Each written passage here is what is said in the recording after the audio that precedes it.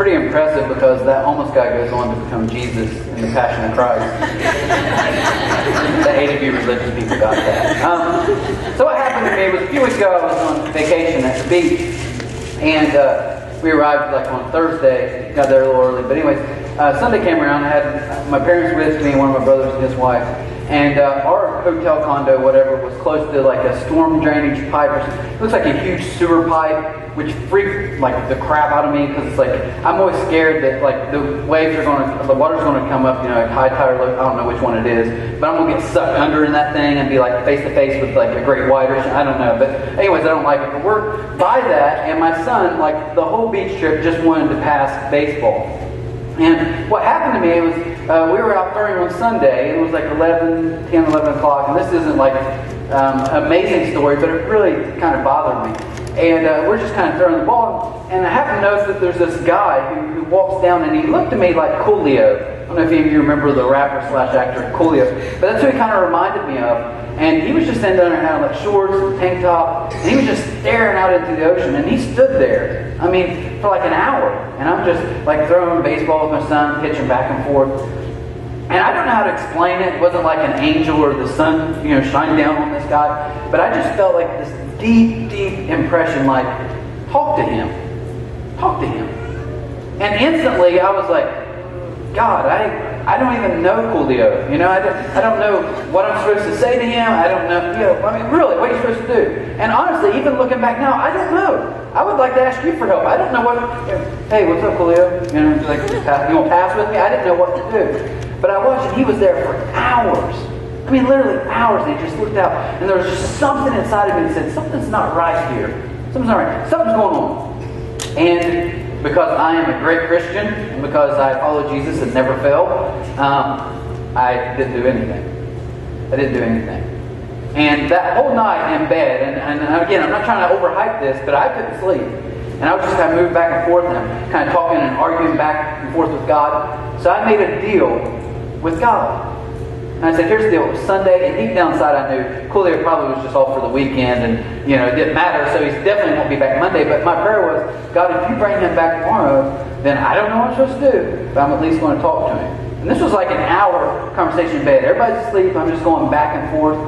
And like, okay, God, bring him back. And I knew he wouldn't, so I won the deal. Well, this morning, we're going to look in the Bible at a story that's kind of similar to this. There was a religious kind of expert of the law, and he's asking Jesus, how do we, what's it really mean to follow you? What's it mean, to be right with God and the kingdom and all that? And Jesus said, well, it's simple. Really just kind of the 2 major commandments. All the commandments hang on these. You need to love God with everything, all your heart, mind, soul, body, spirit. And you need to love your neighbor as yourself. And the guy, this expert of law, kind of trying to trip him up a little bit. He's like, okay, but who's my neighbor? Is that like next door neighbor? Is that the guy down the road? Who's my neighbor? And that's in verse 29. Jesus in verse 30 of Luke 10 says this. In reply, Jesus said, a man was going down from Jerusalem to Jericho when he fell into the hands of robbers. Now this area in real life was about a 17-mile strip, very dangerous. People got robbed, mugged all the time. It would be about like I-Town, you really, roll your windows up, hunker down, do your thing. Very rough place. Notice what happens though in the story. He says, as he was going down, they stripped him of his clothes, beat him, and just UFC pounded this guy to a pulp, and went away, leaving him half dead. A priest, let's transfer that to ourselves, a pastor happened to be going down the same road. And when he saw the man, 1, he saw him, but 2, he passed by on the other side. So too a Levite, a C3er, church member, when he came to the place, also saw him, but passed by on the other side.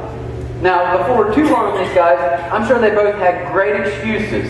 The pastor was probably like, I've been late coming home. I was busy at the temple today. My wife, who is so demanding, told me if I'm late for dinner, she's leaving me. I've got to be at a kid's t-ball game. He's playing for the Jerusalem Cubs or something. I don't know. Whatever it might be. But there was something going on. And he said, I have to go. And he saw him, but he passed on by.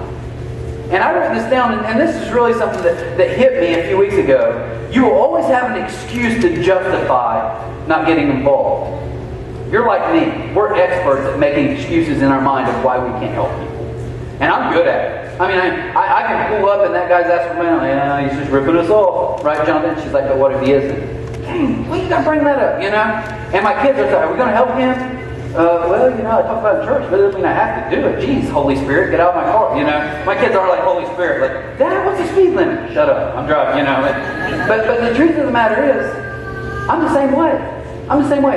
And honestly, the very next day I come back, it's Monday, and I'm just passing back and forth. I look out, it's like 11 o'clock, no Coolio. God. And I even remember in my mind saying, if you brought him, I was going to talk to him.